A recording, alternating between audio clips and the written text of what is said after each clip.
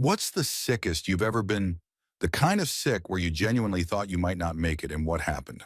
Story 1. When someone spiked my drink, at first I just became extremely drunk. Then I lost the ability to form words. Like I tried talking, but nobody could understand me. I don't remember it clearly, but I must have decided to walk home. Suddenly, I found myself in an alley. My muscles stopped working, and I collapsed to the ground in the middle of the night. I wasn't able to move or speak at this point. My vision got completely distorted, and I remember just feeling like I was sinking into the dark, unable to fight it. Everyone around me seemed super far away and strangely tall. Toward the end, I had tunnel vision and couldn't stop vomiting. I struggled so much to stay conscious. It was terrifying. Thankfully, some kids noticed me. They apparently walked with me, managed to unlock my phone, and called my family. They stayed with me through the whole thing. They literally saved my life. When I recovered, I managed to find them. They told me they had thought I was just really intoxicated, but then they saw a man following me from a distance. That's when they realized I might be in danger. To this day, I still feel like crying when I think about what could have happened and how terrifying it was. The worst part? 3 days later, I checked my phone and found several clear notes I'd typed saying, "I think someone put something in my drink." I wasn't able to talk, but I could still think and type clearly. I do remember trying to show it to the bartenders, who didn't help me. That still enrages me. Story 2. Got dysentery while backpacking in India. I was camping at a meditation retreat at the time, and my camp was just a little bit away from the main area, like 100 meters, not actually far, but on the other side of a bamboo grove. And no one thought to come looking for me until I hadn't shown up at breakfast for 3 days. By that point, I was fully unconscious, had soiled myself almost to death, and was too weak to lift my head enough to sip water. Someone had robbed me while I was unconscious and thankfully thrown my passport into a bush, but left me with no money at all and no credit card or anything. It was bad, very, very bad. Amazingly, all of my hippie friends were suddenly very busy elsewhere. Some backpacker from England, whom I had not actually met before, stepped up, made a stretcher, and carried me out to the nearest place, a farmhouse about 2 kilometers away. The farmer took me in, and his wife nursed me back to health over a couple of weeks. They were incredibly poor people, living in a mud hut with a cow dung floor. But they fed me fresh, warm milk direct from their buffalo every morning and brought me turmeric and cumin broths and whatever traditional herbal medicine. As I slowly got better, I connected a lot with the wife. She taught me how to make chapati on a clay oven and how to make a really good dal. I learned some Hindi as well. When I was finally well enough to leave, still really quite sick and weak, but I really wanted to get to civilization and cancel my credit card and see a proper doctor and such, I profusely thanked them both, and I neatly folded up the hand-spun wool blanket the farmer had given me to use. My sleeping bag was in a truly revolting state and had needed to be incinerated. But when I tried to give the man back the blanket, he flatly refused, insisting that I keep it. Obviously, I couldn't accept it. I might have been in a very poor circumstance and had zero money at all at the time, but I still had my rich Western country passport and home to go back to, and these people were poor. I couldn't take their blanket, especially after all they'd done for me. Anyway, we went back and forth for a bit, struggling because he didn't speak English, and my Hindi was only a handful of phrases at that point. Finally, I handed it to him and said, "This is your blanket. I can't accept it, but thank you for everything." And he said, "You're right, it's my blanket, and I'm giving it to you." That man changed my life. In that moment, I realized I was blocking him from giving, and that was an unfair thing to do to someone who had been so incredibly kind to me. This was 25 years ago. I still have the blanket. Story 3. I was 16 and got toxic shock syndrome, TSS, from tampon use. When they tell you not to leave it in too long, they're not kidding around. I had such high fevers. I remember hallucinating while watching Freddy vs. Jason, and I thought I could see the gears in my brain working and ticking away while talking to Freddy Krueger. Then the diarrhea started, and it was like water every 10 minutes. I soiled the bed. I remember being delirious on the ground, watching the sheets being stripped while I continued leaking my bowels on the floor. I stood up and it continued to pour out of me. Absolutely no control. Then I started throwing up, all while having a sore throat that felt like razor blades every time I swallowed, or, vomited again. I slept a lot when I wasn't losing control of my body. After all that, my entire body developed a red rash and my full body peeled, hands and feet being the worst. It was like layers of dead skin coming off me. The worst week of my life right there. I've had COVID, the flu, chickenpox as an adult, given natural birth twice, and had an abscessed tooth.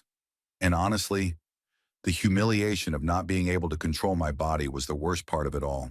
Story 4.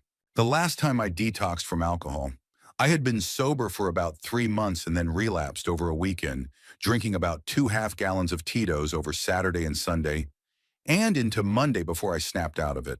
I had some legal issues going on and was too afraid to go to the ER, so I begged a biker guy I had barely just met to bring me a six-pack of beer because I was so sick by Monday that I was already detoxing and could barely walk to the bathroom.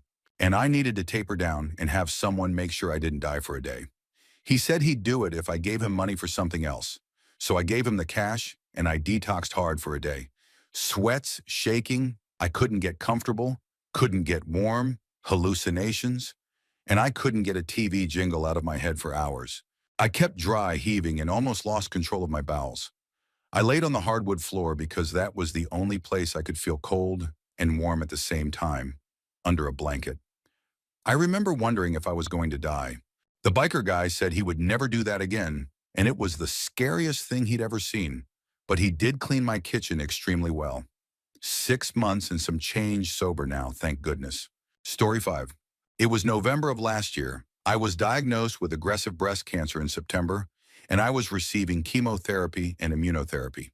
I had a plastic tube going into my right arm called a PICC line, and one night I noticed the skin under the clear plastic dressing covering the PICC was a little red and itchy around the edges. Later that night, I woke up scratching my skin and realized the rash had spread to cover most of my body. I had to use ice packs for some relief and was sending my nurse care team pictures of my rashy skin at 3 a.m.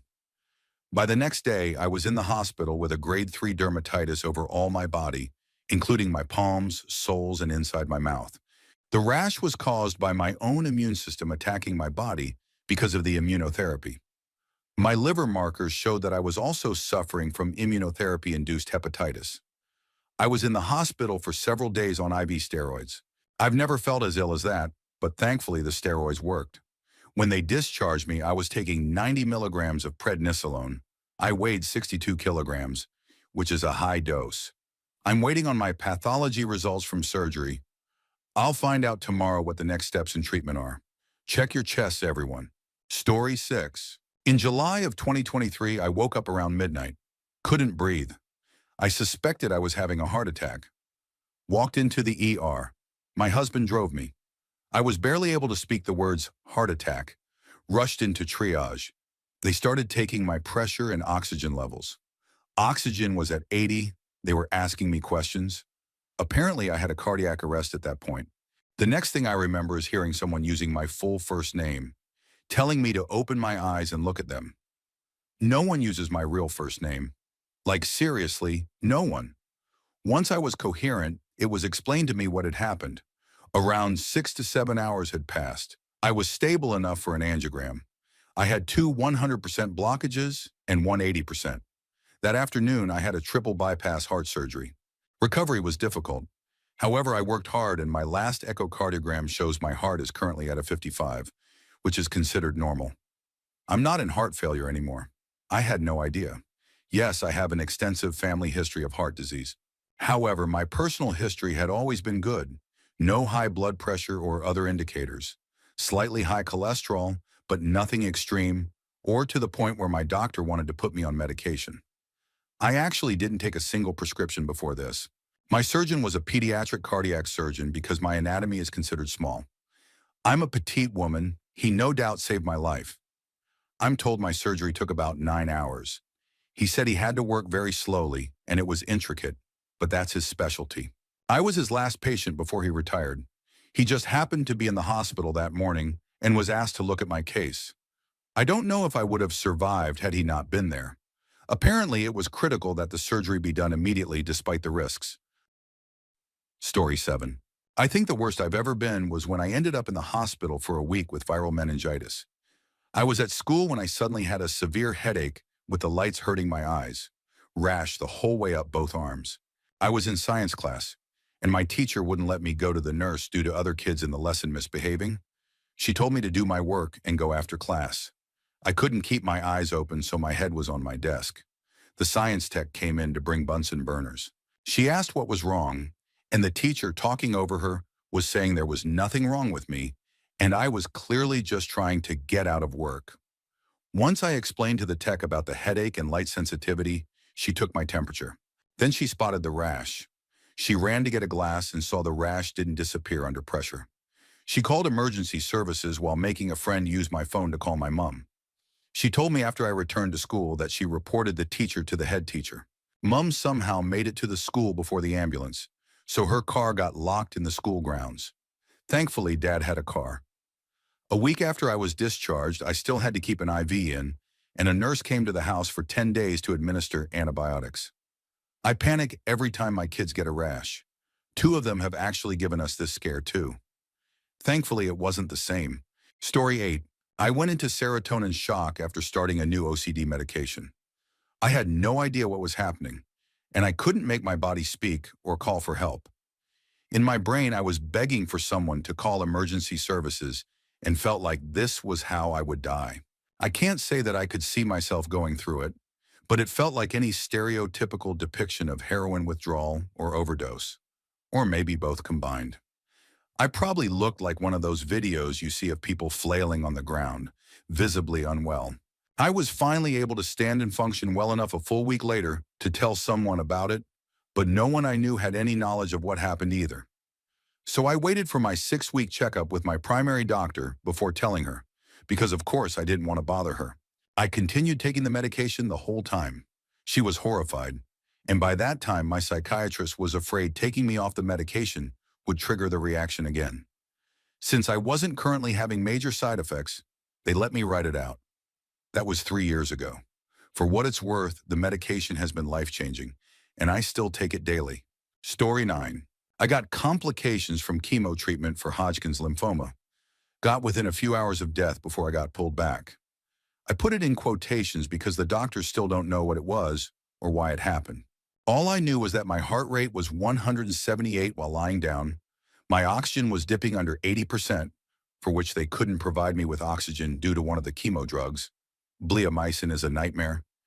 And I had a rolling fever of 104 degrees. Let me tell you, there is no feeling on this earth that is as doom-like as being oxygen deprived for an extended period of time. I wouldn't wish that feeling on my worst enemy. In any case, I got really close. One day after a week in the ICU, I knew it was my last. The doctors were out of ideas. They had tried antibiotics, antifungals, antivirals. They really took the kitchen sink approach.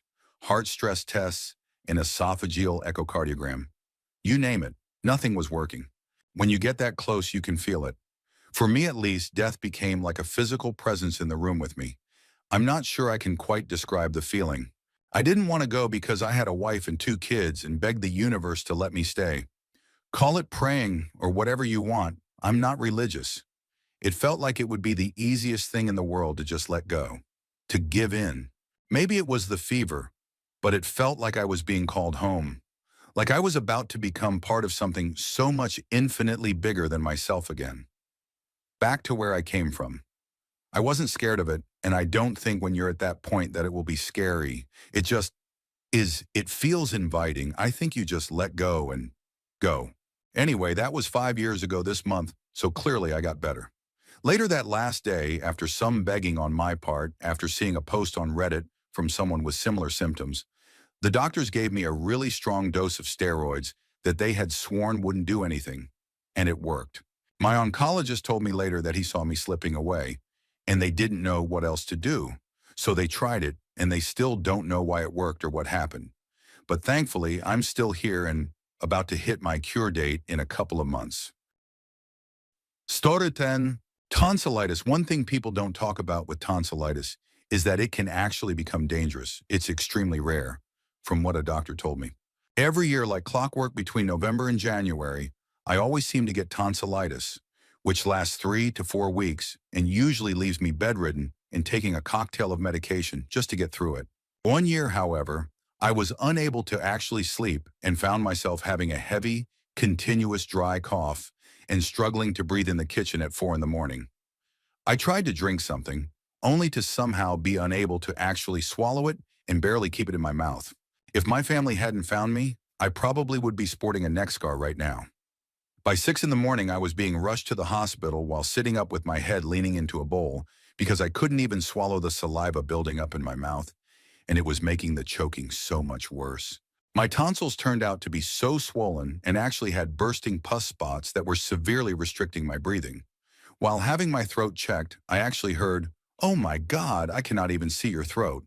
And immediately I was put on some very strong antibiotics. They told me if the swelling didn't go down in the next few hours, they would need to open my throat to help me breathe. Thankfully, after a few hours, I could breathe a little better and even swallow a little. I was at one point vomiting, which caused more pus to leak through. Somehow, even after all that, I was still turned down for tonsil removal. Never mind the fact that I nearly suffocated because the requirements are pretty much having tonsillitis multiple times in a year. I feel like after what I went through, I should have received that tonsil removal. Ever since then, whenever the tonsillitis flares up, I immediately demand the antibiotics and get a little too scared to sleep for the next month or so. Story 11. 10 years ago, I picked up a random chest infection that started off as a bad cough, but developed into a post-nasal drip. This meant my sinuses would regularly drip mucus down the back of my throat into my lungs. While the goop was in my lungs, it would dry out a little, and eventually I'd cough it up, but it would have the consistency of glue and would immediately block my throat, causing me to choke. I would then have to retch, hoping to clear my throat before I choked. It could take a couple of minutes to clear my throat. All the while, I didn't know if I'd survive, as my vision started to dim and I slowly lost consciousness. This was happening every few hours for a week. But the absolute worst part was that it would happen while I was asleep. I'd just suddenly wake up, already choking, and with my lungs only partially filled with air, so I could never be sure my body would have enough air pressure to clear my throat. I was so afraid of it happening that I went without sleep for 3 days, but it got to the point where I knew I could no longer keep myself awake. I lived alone, and there was no one nearby that could look after me. So I put out extra helpings of cat food and water because I knew it'd be a few days before someone discovered my body. I drifted off to sleep knowing that I'd soon wake up again with a blocked throat. Luckily, I was able to eventually fight off the infection and the drip stopped. Worst thing that ever happened to me. Story 12. My appendix died, got infected, and burst, leaking pus all throughout my insides when I was about 15 years old. My mom dismissed me as being a hypochondriac and blamed it on me sneaking vodka cruisers that week while we were on holiday in a rural area. Then blamed it on gastro from some dodgy food I may have eaten. After vomiting for 4 days straight, one morning she woke up to me screaming in pain, my skin completely gray, my stomach had a noticeable yellow bloat pushing out from the inside, and I physically couldn't move or talk. I'd gone into sepsis. I kept going in and out of consciousness. She panicked and took me to the hospital, which was 45 minutes away. It was apparently the worst the doctors had ever seen, and they didn't have a surgeon capable of operating on it. I was so sure I was going to die that day. The look on the doctors' and nurses' faces said it all. Child services were also called, as my appendix had signs of dying and being infected for up to 2 weeks. They airlifted me to another hospital another hour away and finally operated. The pus had spread everywhere, so they opened me up pretty good to wash it all out. I have a pretty cool scar. Got to see a photo of it, but sadly the doctors incinerated it before I woke up, so I couldn't keep it in a preservation jar. Story 13. Before I got pregnant, I'd never had heartburn, but I knew it was common during pregnancy. The further along I got, the worse and more frequent it became until the night when I was 32 weeks pregnant and woke up at 4 a.m., so sick and in so much pain that I couldn't walk, and my husband called an ambulance. Turned out that what I thought was heartburn was actually gallbladder attacks, and that when you ignore them long enough, you get pancreatitis to go along with it. They got me stabilized within 18 or so hours after they figured out what tests and drugs were safe for a pregnant woman. Then 2 days after I got to the hospital, I got a pulmonary embolism in my right lung, and things got really bad. There were no ICU wards for pregnant patients, so they built me one. I was heavily medicated, they couldn't get the fever down, and they were giving me steroid shots to try and develop the baby's lungs quicker in case they had to get him out of there. And I really thought I'd be dead before I ever saw him. Then it suddenly turned, and I was okay again, and made it all the way to my due date on a special diet and constant blood thinners. But I still have nightmares about it sometimes, 24 years later. Story 14. I had twins in 2019. No cesarean for context. About 4 or 5 days postpartum, I developed a horrible ache in my lower mid-back area on either side of my spine. Had no clue what it was, but it hurt badly. Sometime on day 6, the muscle spasms in my back started, so anytime I tried to lie down or move too much, my entire back seized up. 1 week postpartum, I went to the ER. The doctor barely looked at me. No labs at all, just prescribed a muscle relaxer and sent me home. Next day, day 8, was my follow-up with my OB. Not only was she furious about the ER visit, she gave me a shot of antibiotics in the office before my urine test even came back, because it was that obvious I had a severe kidney infection in both kidneys. She sent me home with a prescription for strong antibiotics and one for pain relief because I was in agony. I took the pain meds exactly as prescribed because I'm the daughter of 2 addicts and had previously abused over-the-counter meds. Still couldn't lie down, so I was sleeping in the recliner in the living room. I had to be ridiculously cautious with how I moved, or else my back would seize again, because the muscle relaxer did nothing. So I basically lived in the recliner and had my babies handed to me because bending over was out of the question. Water started tasting absolutely awful by this point. I could barely drink it, even with a ton of flavoring powder. My body absolutely did not want more fluids. Day 9, I started developing a cough. My best friend came to visit and spend the night to keep me company. I adore her. Day 10, I woke up at 7 a.m. and could barely breathe. Next to no lung capacity, just shallow breaths. I was reluctant to see a doctor again after the ER, but she insisted. So I made an appointment with the first doctor available at 8 a.m. That woman literally saved my life. It took her 30 seconds to realize something was very wrong. She said she'd do an X-ray, examine me as gently as she could, listen to my lungs failing to function properly, then stepped out and called my OB. When she came back in, she told me I was being admitted to the hospital and they'd do the scans there. She let me drive myself since I had driven to the clinic. My OB got me readmitted in maternity since I'd just been there, and she could monitor me more closely. Once I arrived, 4 nurses came in to set me up and rushed me off to CT, skipping someone from a car accident in the process. Pretty sure they thought it was an embolism, but it wasn't. It was pulmonary edema, clearly connected to the kidney infection, though I'm not sure how. Presumably, my kidneys were in worse shape than I realized, and all the fluid had to go somewhere. If you've seen a spirometer, I couldn't even get it to 500. I hit the first line, maybe 250 to 300. Healthy, I can hit 3,000 easily. I was told later that if I hadn't gone in, I would have died in my sleep that night, upright, from drowning in my own lungs. I was hospitalized for 3 nights on IV saline, antibiotics, diuretics, and pain meds. After I was discharged, it took me a month before I could lie down and 2 months to kick the lingering pneumonia. That's what they called it. If anyone has any guesses why or how things cascaded like that, please let me know. I'm still curious. Story 15. Meningitis. I was feeling like I had a bit of flu or a cold in the morning, but nothing serious. I had to go to school to write 2 exams that day. During the first, I started getting a killer headache, so I just lay on the floor during the break. I finished my second exam within an hour, so I was good, but passed out at my desk for the next 2 hours. When the invigilator had to shake me to get my paper, they realized something was wrong. My mom picked me up, and by the time we got to the hospital, I could barely walk.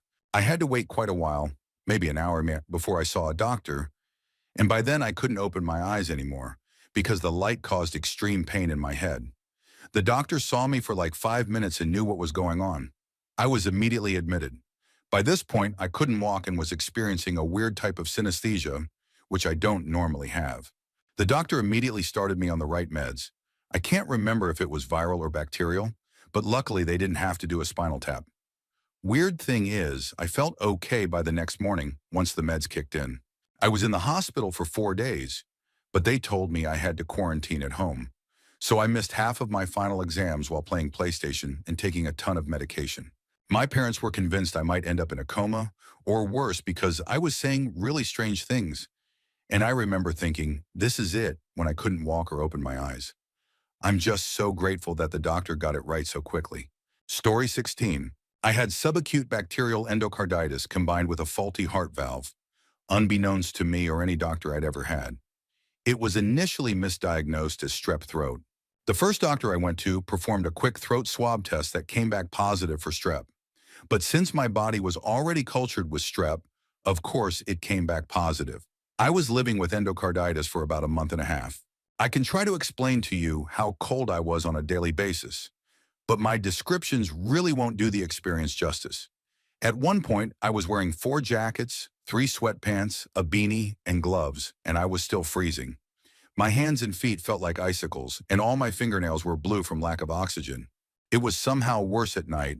My body temperature would spike up to 104 degrees. In the middle of winter, I would wake up in bed, completely soaked with sweat down to the mattress through protective padding, overheating from massive fevers. My house was 56 degrees Fahrenheit at night, and I had to lie on tile floor in my boxers for over an hour to cool my body down. I had extreme headaches, was always thirsty no matter how much water I drank, and my vision was questionable at best. I would have these really strange kaleidoscope-like scans go over one or both of my eyes. You know how a copy machine has that light column to scan whatever paper you put in? Think that, but rainbow-colored scanning across my field of vision for 30-plus minutes. When I was finally admitted to the hospital after one doctor realized what I had, after 3 urgent care visits, I was restricted to less than a quarter to a half liter of water per day. In the span of 5 days, I had blood drawn every few hours with fresh needle pokes each time, must have been over 24 times, and a transesophageal echocardiogram I fully remember, because the nasal line for the sedative got partially knocked off my nose right after the procedure started. After I was discharged, I had to be on IV antibiotics via PEC line to clear up the endocarditis before I could have open heart surgery to fix my valve. I was on IV antibiotics for 45 days, twice a day, self-administered. Saline flushes are weird because even though it's just salt water, somehow you taste seawater. After being cleared by an infectious disease specialist, I secured open heart surgery at Cedars with Dr. Alfredo Trento. Wonderful doctor, truly a kind man, considered one of the best heart surgeons in the world. Anyway, I was feeling so poorly between the all clear and the surgery that I didn't think I'd make it to the operating table. Turns out my heart was struggling so badly that it had enlarged to the maximum medically safe limit. I would wake up gasping for air, heart racing over 100 beats per minute with irregular rhythms, alternating between pulses that were too strong and too soft. That was the worst part. The waiting, not knowing if you'll make it in time or even wake up after surgery. Story 17. When I was pregnant with my first, I got a UTI, but it was bad. My temperature hit 40 degrees Celsius and I couldn't move. I really did feel like I was dying. I'd been in pain for days before that. I remember telling my ex-husband that I needed help.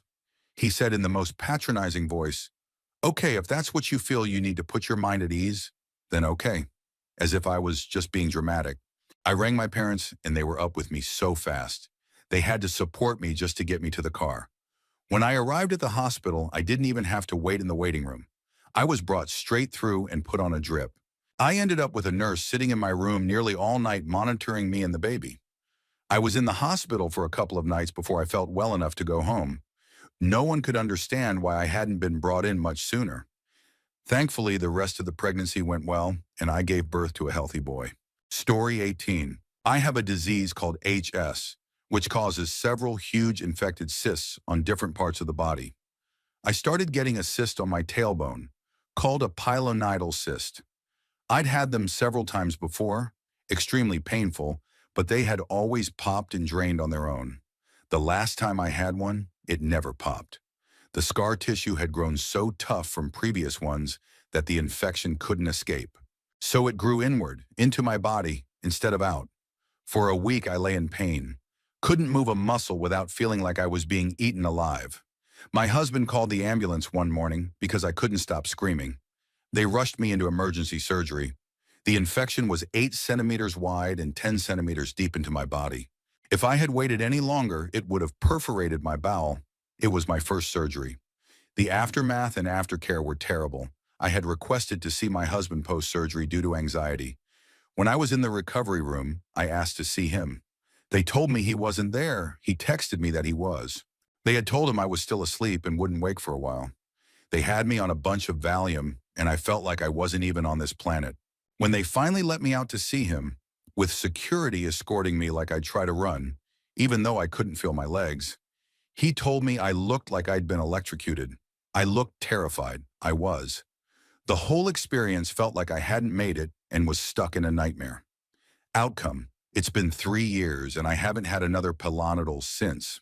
Second experience: I went into preterm labor and they tried giving me magnesium to delay. Stop it. They told me, "You're going to feel terrible. We're sorry." I thought they were exaggerating. They weren't. My body had never felt so hot. I lost my vision, had a loud ringing in my ears, and I was dry heaving into a bag. I begged them to stop. They said, "You're almost there." But my husband had to shout at them before they did. He said I was pale yet dripping with sweat, and my eyes rolled back. He thought I was dying. Outcome: it didn't stop labor. Baby came very early and passed away at 3 days old from complications. Story 19. My gallbladder stopped working as intended. It happened over a couple of years and kept getting worse. No doctor could figure it out for a while. I was in pain and throwing up. I went to the ER twice and they told me it was heartburn. It literally felt like I was having a heart attack, which is why I went. Looking back, it was the stomach acid burning my esophagus. I had ultrasounds on my liver and gallbladder 3 times and was told there were just some small gallstones. It started with me just throwing up once or twice in the first year. Then by the time they figured it out, I was throwing up anything I ate. And I don't mean just a little. I mean full body shaking, uncontrollable vomiting, like being a child again. I used to get in the shower with a bucket because if I threw up in the toilet, it would go everywhere. And it was painful. I would run the shower water on my back to try and calm myself while I cried and begged any higher power to make it stop. Toward the end, the only thing I could somewhat hold down was chicken and lettuce. Anything else, I would throw up. So for months, that's all I ate. I missed so much work I was scared I'd get fired. Being up all night vomiting makes it hard to work during the day. Finally, after about 3 years of getting worse and worse, I found a doctor who listened. She was about to go on maternity leave in a week, but told me that before she left, she would make sure I was seen as soon as possible by a surgeon. Within a week, I was seeing a surgeon and told within days I'd be getting my gallbladder removed.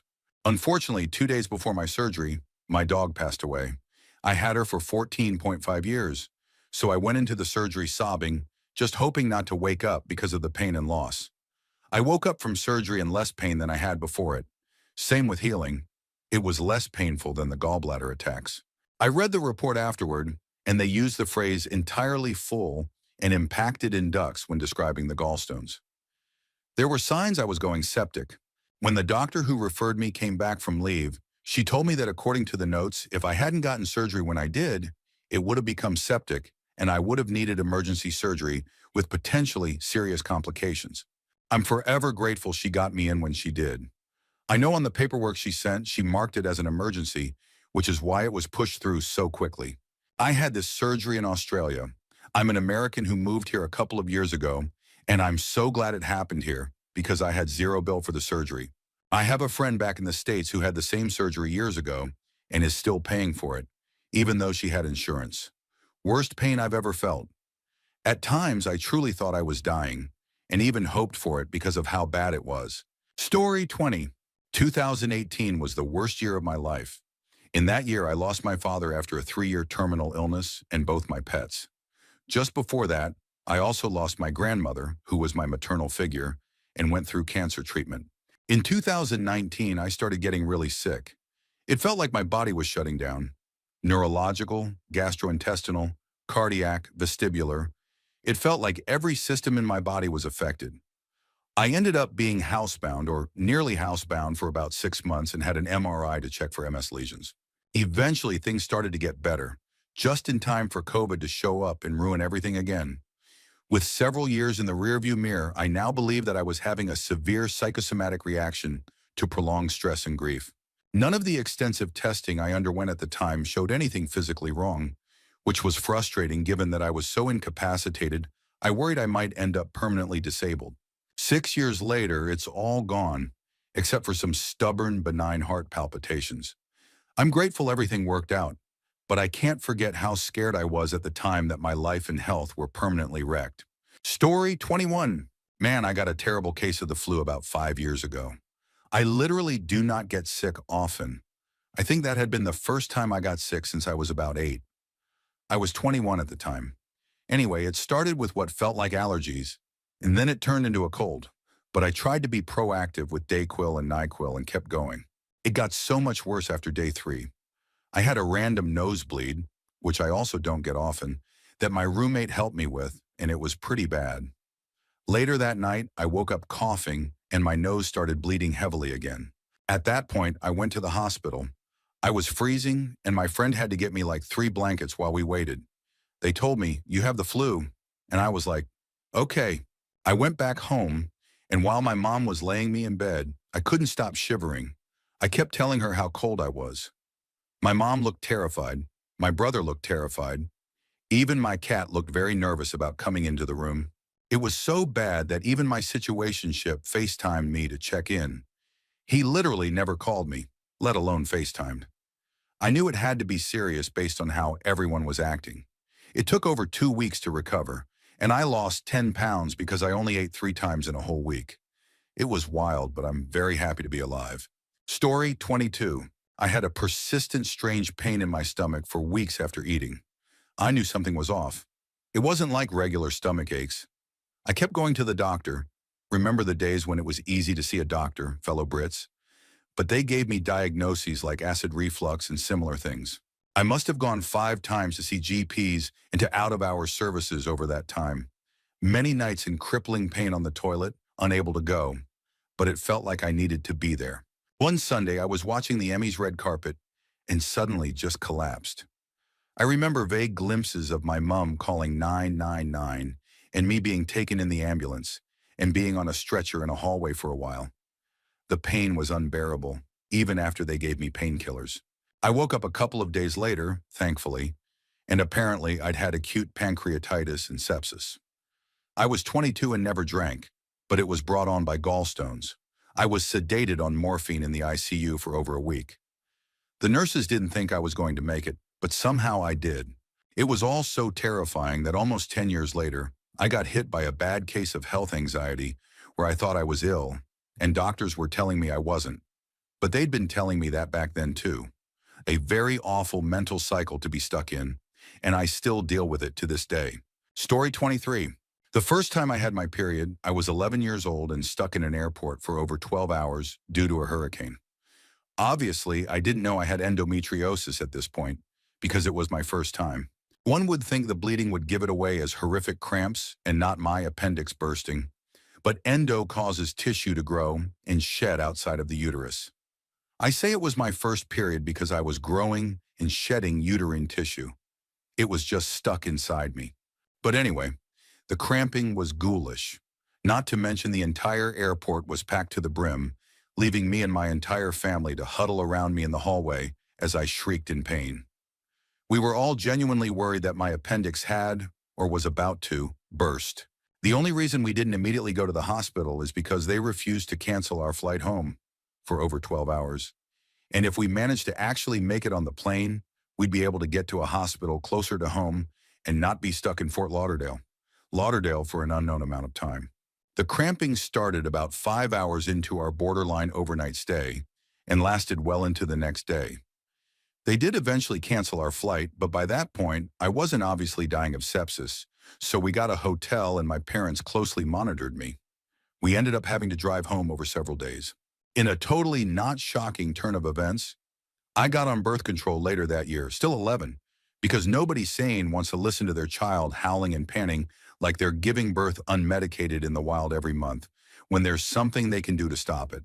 I haven't gone off it since, and I don't know if I'd be able to function without it.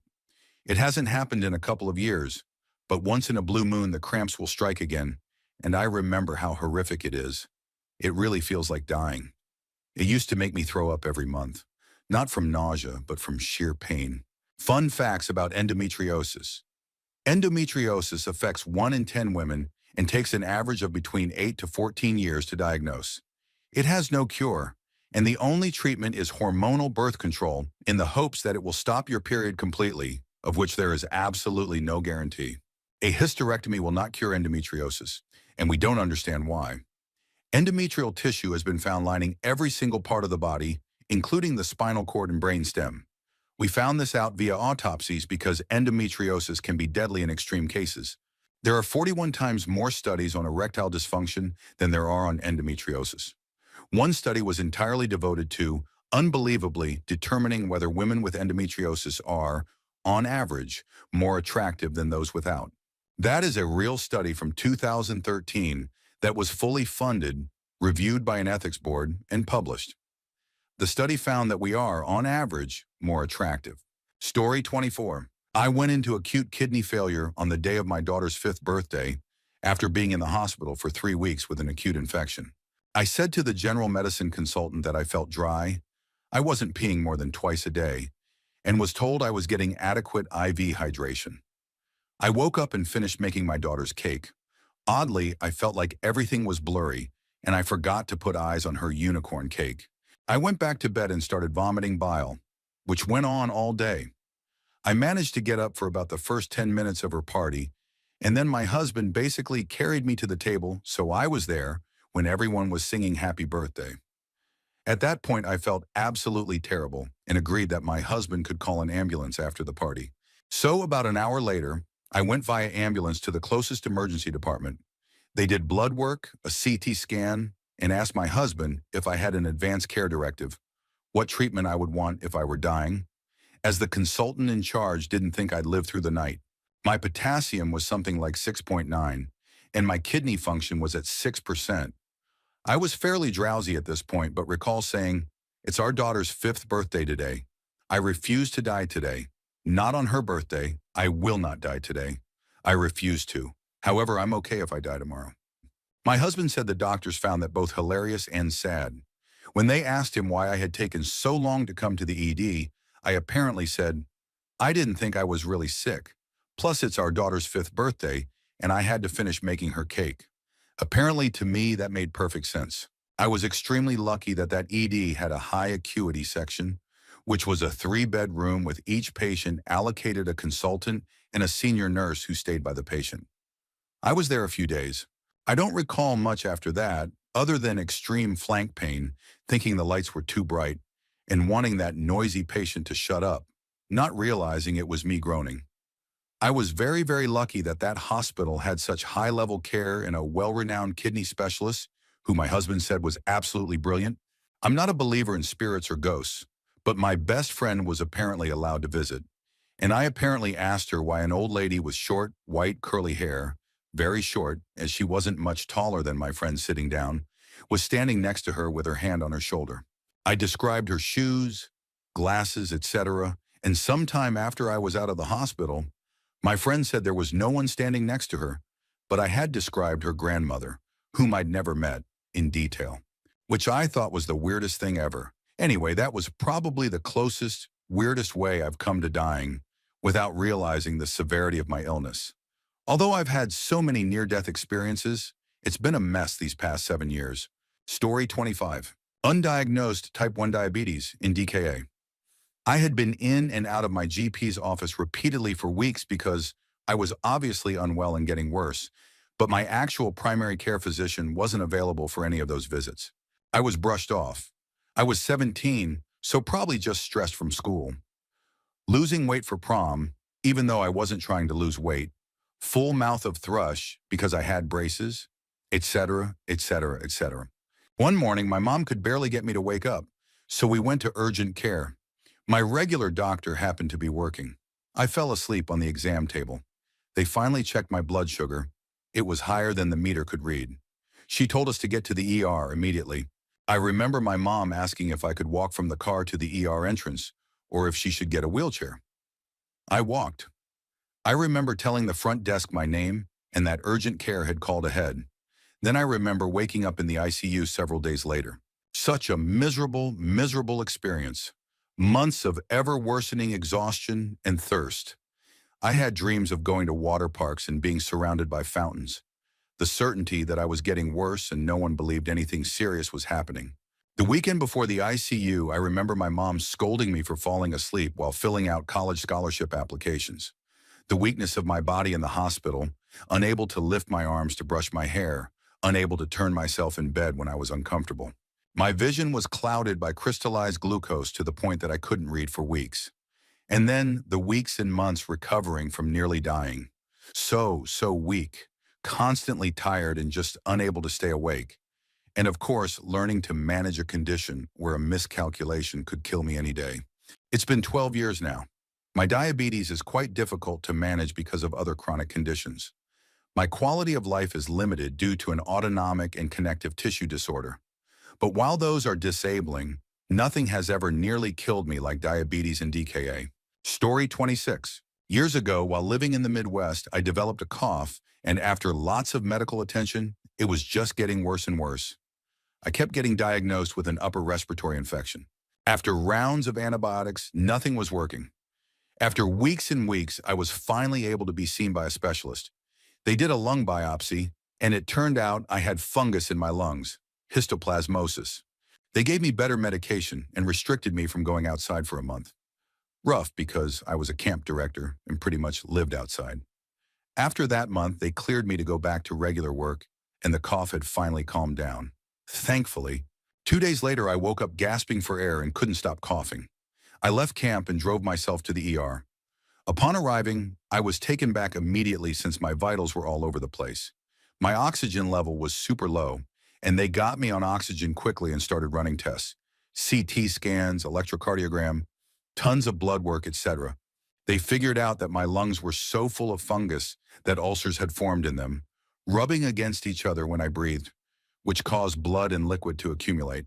Because of the trauma, I also had a significant amount of fluid around my heart. I underwent emergency surgery to drain my lungs and the area around my heart chest. I was in the hospital for 2 weeks, followed by a 9-week recovery period.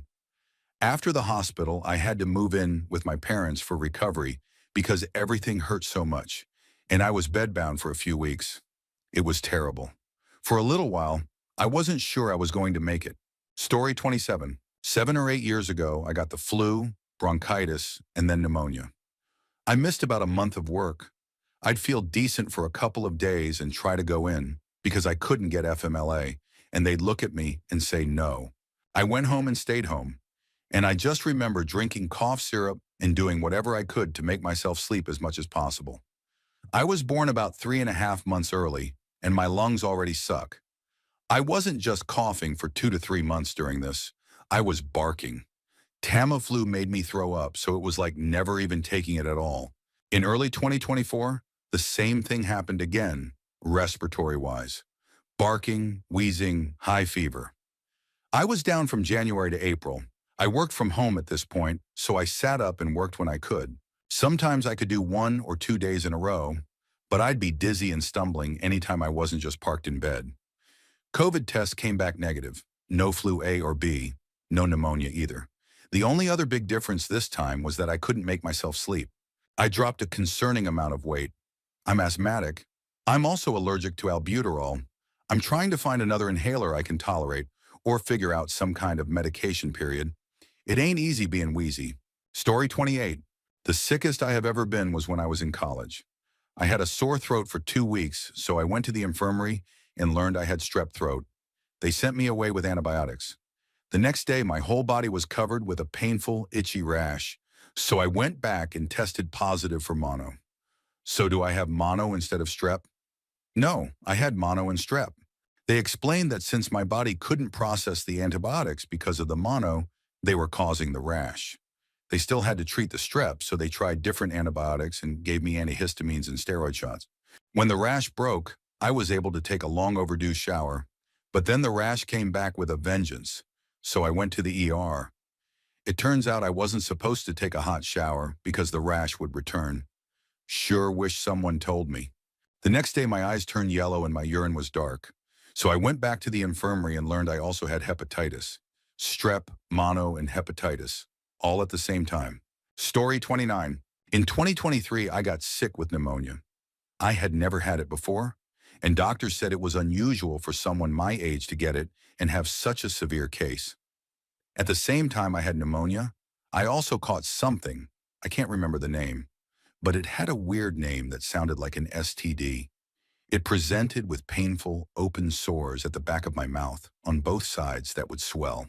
For 2 weeks, I was on a liquid diet, broth, jello, and soup with very tiny pieces of food. They put me on 2 rounds of antibiotics. I had to go to the emergency room twice, and then a third time when we discovered I was allergic to one of the antibiotics after it built up in my system. I broke out in rashes and hives, my throat closed up. I was coughing up blood and mucus, and it would get stuck or lodged in the swollen sores, which irritated them more. I lost 40 pounds in 2 weeks.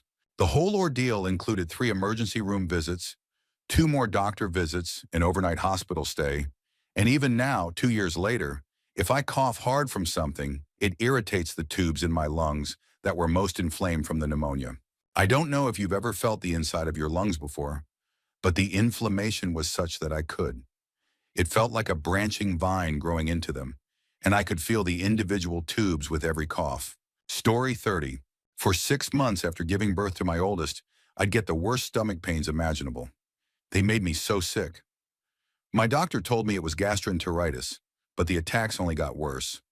6 months to the day of my son being born, I was at my dad's, on my hands and knees in so much pain I couldn't stand. I couldn't talk. All I did was cry. I knew then that I wouldn't see my baby grow up. My dad called for an ambulance. The operator thought I was having a heart attack. My dad ran out of the house to get aspirin, while his then-girlfriend held my son and I dry-heaved and sobbed, unable to even hold him. The aspirin did nothing. The ambulance arrived and I was rushed to the hospital. I was given morphine for the pain and gas and air to breathe properly. Ultrasounds and blood tests were done. I had problems with my gallbladder. The stones were huge and it was on the verge of rupturing. My white blood cell count was so high I was at risk of going septic. The next day, I was the first surgery of the day. I cried thinking about my son. My gallbladder was completely removed. I made a full recovery, and I haven't had pain like that in 7.5 years. My doctor was very apologetic for brushing me off, and my mom was beside herself for not believing me. Story 31. Probably when I went septic from a kidney infection. I roughed it out for over a week before my husband made me go to the GP.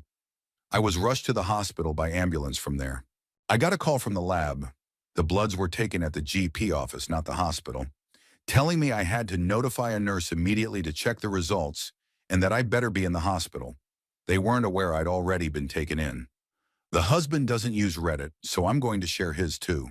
He had been ill for weeks and weeks, going through a cycle of fevers and vomiting, then fine for a few days, then back again. He also had bouts of extreme stomach pain. The GP brushed him off with a diagnosis of gastro and refused to give him pain relief, even though she could hear him crying and groaning in pain.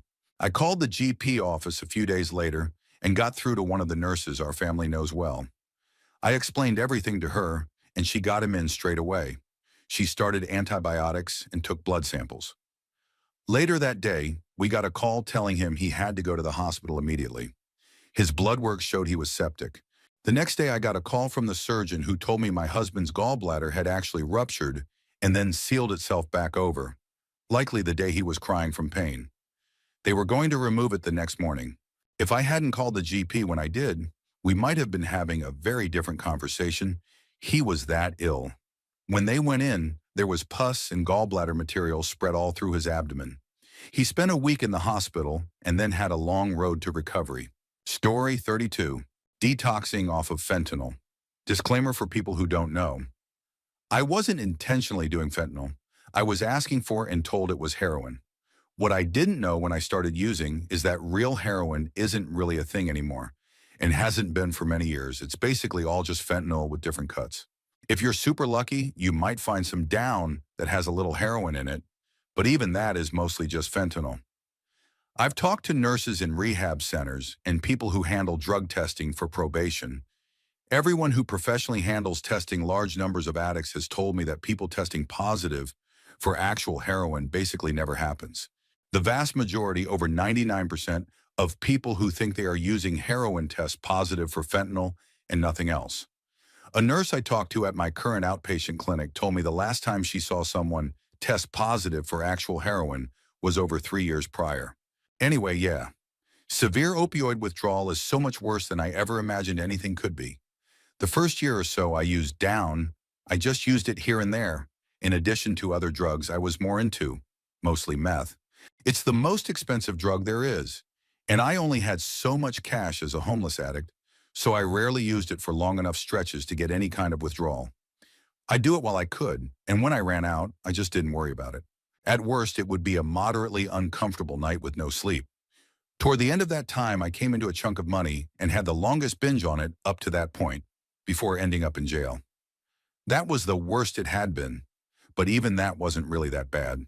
After I got out of jail, I got a really good job and stayed clean for a while. But after my father figure mentor died very suddenly, I relapsed, and for the first time, I used down while having money saved and a steady income. I spent over $50,000 on it in 1 year. By the end of that year, I was spending over $900 a week and was still withdrawing most of the time. I cannot possibly put into words how bad it is. I spent years living on the street. I've had to spend winters in Wisconsin sleeping outside, literally not sure if I'd survive the night or freeze to death. I've sat in the worst county jail in my state for 18 months straight with nobody to answer my calls. I've had guns pulled on me. I've been mugged for everything I had. I've seen some truly tragic and horrific things I won't even repeat here.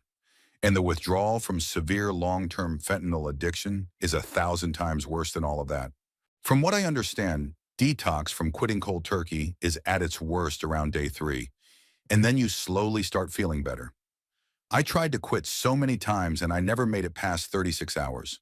I tried medically assisted detox. I tried Suboxone. None of it worked. I was literally on the verge of finding a way to get myself thrown in jail for at least 30 days, just to force myself to detox, when I finally found a program that has worked for me. It's not perfect, and I'm still early in my recovery at almost 2 years clean. I really wish there were some way to explain to people how deeply unpleasant it is. I've met multiple women who've told me they'd rather go through labor for 3 days than go through withdrawal again. Story 33. I had strep throat. I went to the doctor and got antibiotics. A week and a half later, I started getting a rash on my neck that just wouldn't heal. I went back to the doctor. They said, "Oh, you're allergic to the antibiotic. Here's a round of steroids."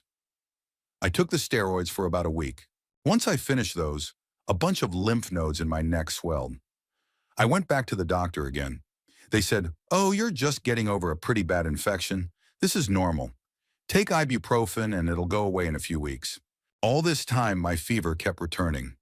My throat still hurt so badly I could barely drink water. A few days later, I woke in the middle of the night, my clothes and pillows soaked with sweat, and I started vomiting. It dawned on me that something might really be wrong. I went to the ER. Turns out my strep throat was an antibiotic-resistant strain. The rash? From the strep, not an allergic reaction. And the steroids had only masked the fact that I never actually recovered. My body ended up going septic, and I was admitted to the hospital. While in the hospital, my body temperature dropped and I became hypothermic. They thought I would die. Somehow I pulled through. Story 34. I don't even know what happened because it kicked in so suddenly, with no symptoms before or after. But when my son was about 3 months old, I got such a high fever that I became delirious. The overnight staff member at the teen shelter I lived in at the time actually got off their lazy self long enough to come upstairs and yell at me through the door for letting him cry for hours, but then just left us like that when I didn't respond. I got yelled at when I finally came out sometime in the morning. I didn't even know any of it had happened. I had to be told what happened. So I was like, "So what you're saying is, you just left an infant under your supervision, screaming all night without a sound from their underage mother, and didn't even bother to check on them? And you think I'm the one who should be in trouble right now?" Forget that. I hope when that woman passed away, it was alone in some third-rate care facility, surrounded by people who ignored her for hours when she needed help.